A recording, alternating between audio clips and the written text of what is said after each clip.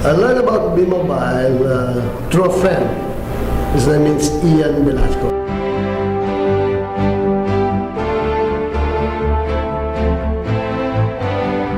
Nalaman ko yung B-Mobile nung time na nag-apply ako ng bagong trabaho. Kasi yung tao na bigay sa akin ng car, sabi niya daw, pwede daw magbago yung buhay.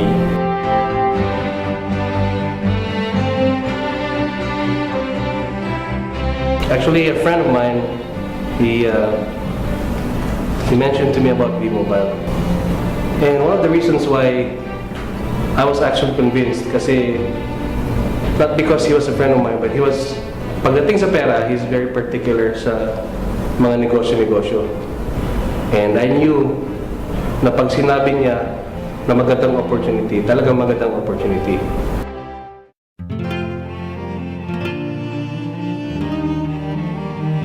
Galing kami sa London. Loan dito, loan doon. And I experienced, sabi nga na we look okay, but we're not really okay.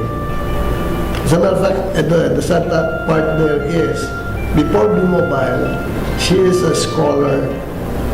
Doon sa ano ng ate ko, my sister, we are considered the parents, pero hindi namin mapag-aral yung youngest daughter. It was kind of rough because it's hard living without your parents. Yeah, it's hard.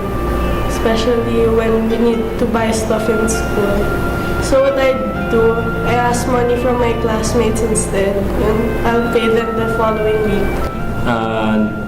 Dati akong janitor, nakatira ko dati sa Payatas. Hindi ako kumita sa Payatas dahil alam ko lang hanap buhay yun. Hanap buhay lang siya. Paikot-ikot na yung buhay ko sa labas. At minsan din experience ko rin magkakot ng basura. Life in the US, simple lang po. There are times na makapag-relax ka, but most of the time when you're up on your feet, you really have to work sa US. Dun kasi it can be very stressful at times sa US. And it's not a joke.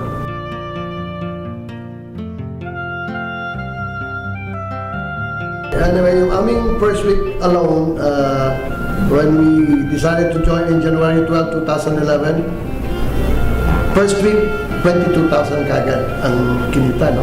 Third month, we earned about 500. So, ibig sabihin talagang, it's really true. Okay? And the good thing about it, we broke a record. We earned the first million in 4 months. Experience ko nung una, nung sumali sa B-Mobile, 2009 ako sumali, wala akong income din kasi last money ko ininvest ko dun. 9 AM the morning, ginagawa ko, nagpa-flyers na ako sa Robinson Galleria.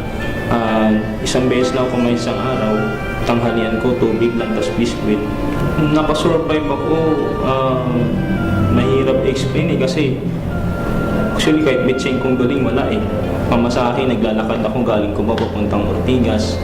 And then everyday ko ginagawa na hindi rin nila alam na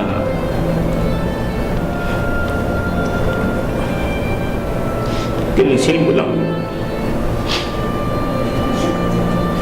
Pero wala lang kasi dahil ako eh. Dati hindi ako makakain dahil hindi ko alam paano simulan yung business.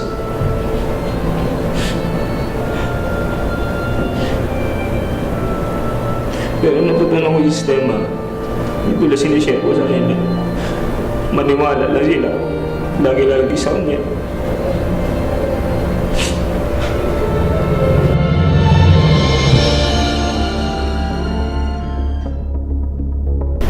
With B-Mobile lifestyle, no? How B-Mobile changed my life. Before, ako yung humihingi ng tulong. But ngayon, I'm glad to say na ito yung gusto ko talaga dati. Yung ako yung palagi na ngayon nagbibigay ng tulong nga ngayon. Yung pagsalita, mayayain ako. Then, sobrang binago ni B-Mobile yung ako mismo. So ako, nabago sa akin yung personality ko na I can talk to people kasi gusto ko lang i-share yung business. We pay off all our debts. Now we have savings when we're planning for even buying a new house. A big change for me was the mere fact na bilang isang anak ka, you can help out your family, you can help your parents. Now it's payback time.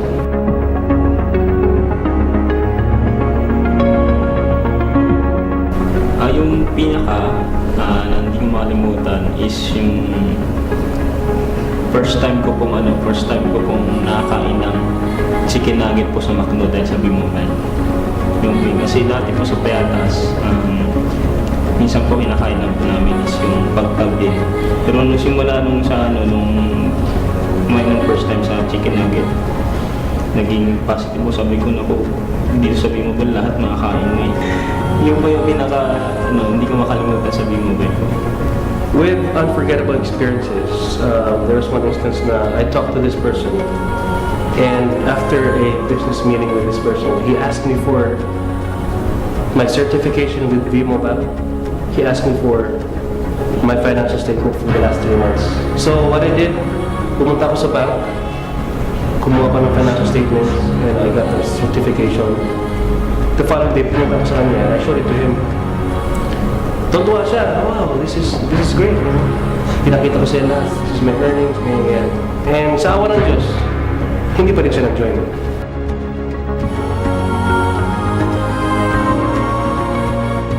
It doesn't matter kung anong edad mo, it doesn't matter kung anong experience mo sa buhay, kung anong disability mo. Ang importante dito, alam mo yung ginagawa mo, nilalagay mo sa puso mo, at sinasabi mo sa lahat ng tao na itong ginagawa mo ay para sa pamilya mo, para na makatulong.